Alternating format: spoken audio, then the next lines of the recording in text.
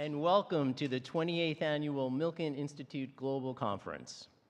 The 1,000 speakers and 200 sessions that are about to begin reflect a year's worth of work from Milken Institute employees around the globe, and I thank each of you for joining us, not just with your presence, but with your ideas, your influence, and your energy. Our work at the Milken Institute lies at the intersection of finance, medical innovation, and human capital, with the goal of creating actionable strategies for the challenges of our time. And while there's no shortage of those challenges, and in many cases we actually have the resources and technology to address these issues, what's often missing is finding a common will to do so.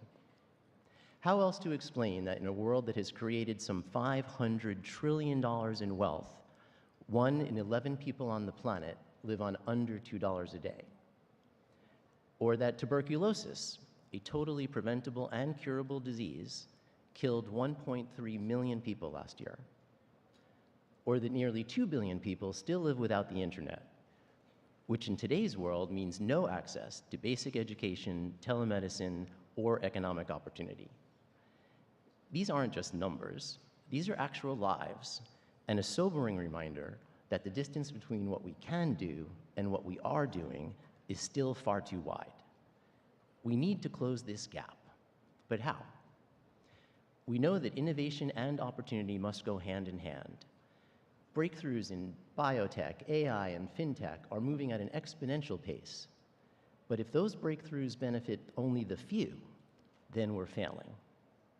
Technology should not be a luxury, it should be a lever, expanding access to healthcare, to capital, and to opportunity in every corner of the world. And at the core of that effort is something we value deeply at the Institute: diversity, in perspective, in people, in problem solving. The future will not be built by living within our own echo chambers.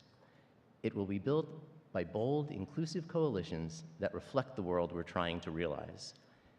And we have many past successes to lead the way.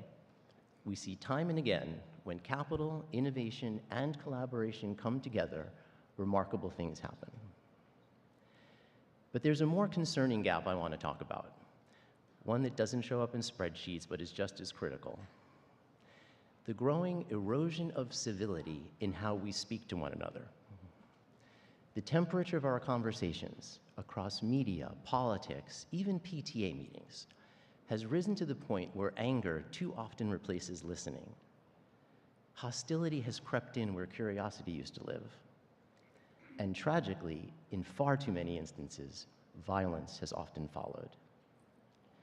I fear we are modeling the wrong behaviors for our children, and the rising anxiety and depression level in our kids tells me they are watching and listening.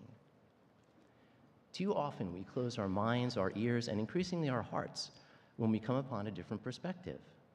That's why this gathering matters. You will encounter people who are not like you, who don't look like you, or celebrate the same holidays, or love the same kind of person that you do. That doesn't make them your enemy. That just creates an opportunity to learn something new from someone new. And my wish for you over these next few days is that happens.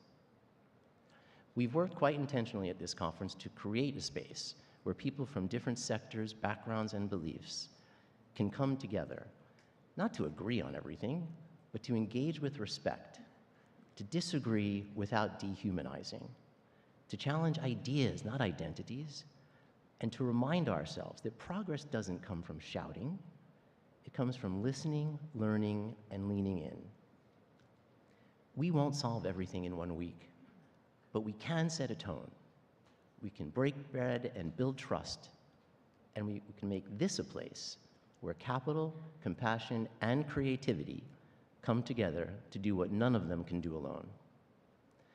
I know the challenges we face are enormous, but I also know that our capacity to meet them is even greater, and I'm excited to have you